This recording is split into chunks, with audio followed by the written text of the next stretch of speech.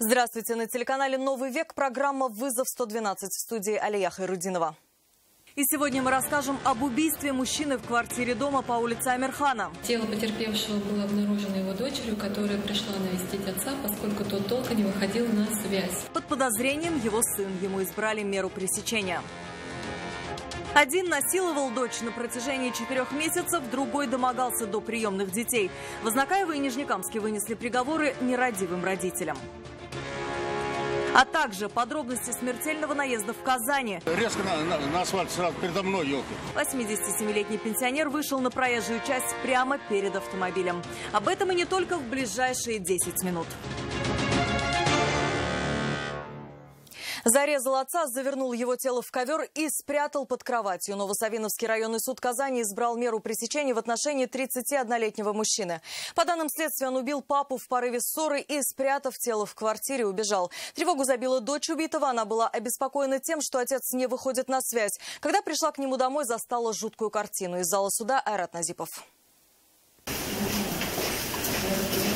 31-летний Марат Галиахметов прячет свое лицо. Возможно, не хочет лишнего внимания. Возможно, стыдно. Его подозревают в убийстве своего отца. По данным следствия, оба поссорились. И сын, схватив нож, нанес своей жертве несколько ударов по всему телу. Попал и в область грудной клетки. От полученных ранений 62-летний мужчина скончался.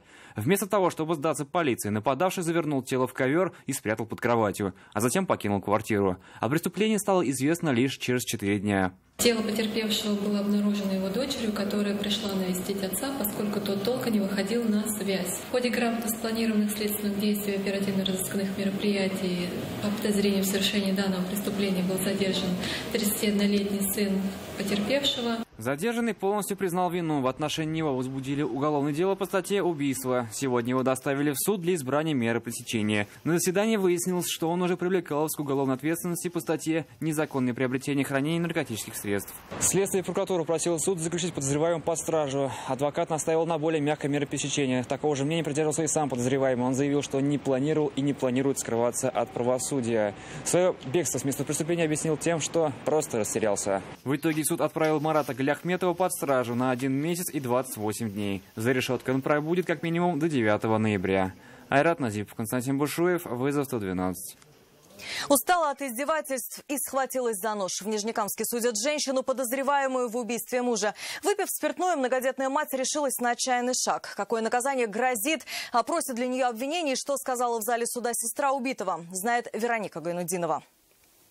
Убийство произошло в апреле этого года в пятиэтажке на улице Вахитова.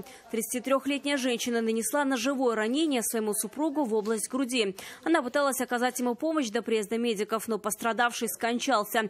Женщину не стали заключать под стражу, так как она воспитывает 3 несовершеннолетних детей. На слушаниях выяснилось, что ее муж вел аморальный образ жизни, постоянно пил и часто наносил побои. Исходя из этого, прокурор запросил для подсудимой минимальный срок наказания. С учетом ее позиции признания частичной вины в виде 6 лет лишения свободы с отбыванием наказания в колонии общего режима. Представитель потерпевшей стороны, родная сестра убитого, просила суд о снисходительности по отношению к подсудимой. Родственница уверена, что прямого умысла убивать у нее не было. Муж долгие годы издевался над ней и сам спровоцировал такой исход последнего в их жизни конфликта. Я все-таки прошу, чтобы приговор был помягче.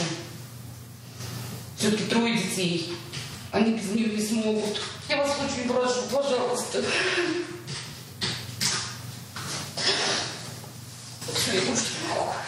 О пощаде просила и подсудимая. Прошу вас понять меня. Я очень раскаиваюсь в этом случае.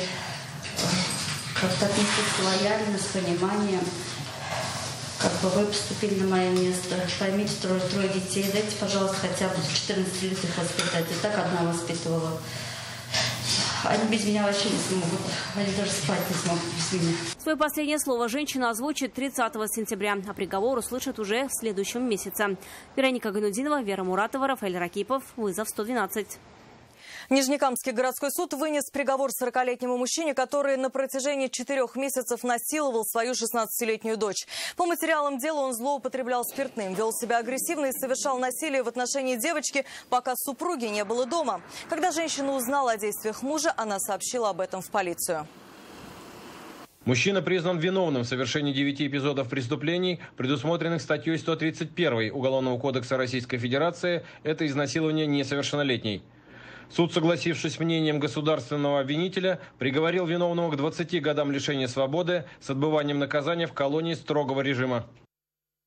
Жители Азнакаевского района признали виновным в сексуальном насилии над приемными детьми. Как доказала сторона обвинения, 38-летний мужчина в течение 4 лет совершал насильственные действия сексуального характера с применением физической силы над сыном своей сожительницы. Он также показывал 7-летнему мальчику порнографические фильмы. Более того, приставал к 5-летней девочке.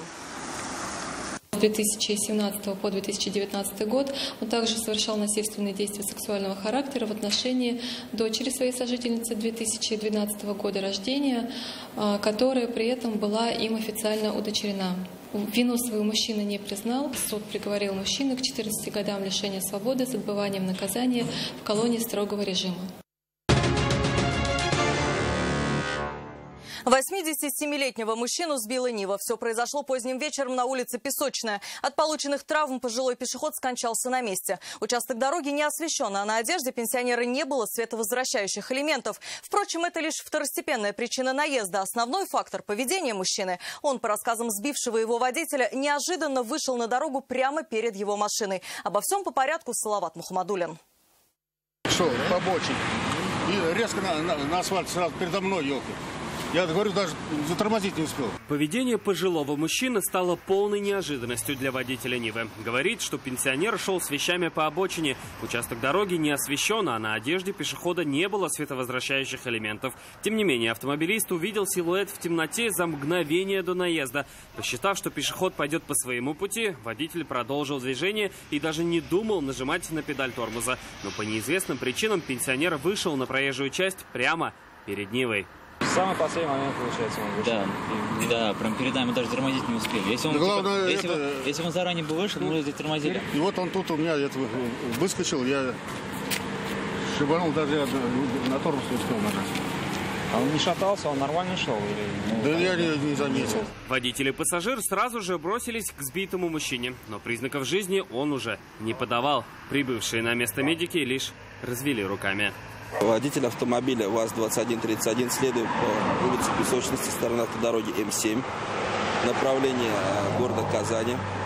Совершил наезд на пешехода, движется по проезжей части в темное время суток. Степень вины участника дорожно-транспортного происшествия будет установлена органом следствия. Вероятно, теперь водитель будет приводить свои доводы уже в суде. Салават Мухаммадулин, Айрат Назипов, Константин Бушуев. Вызов 112.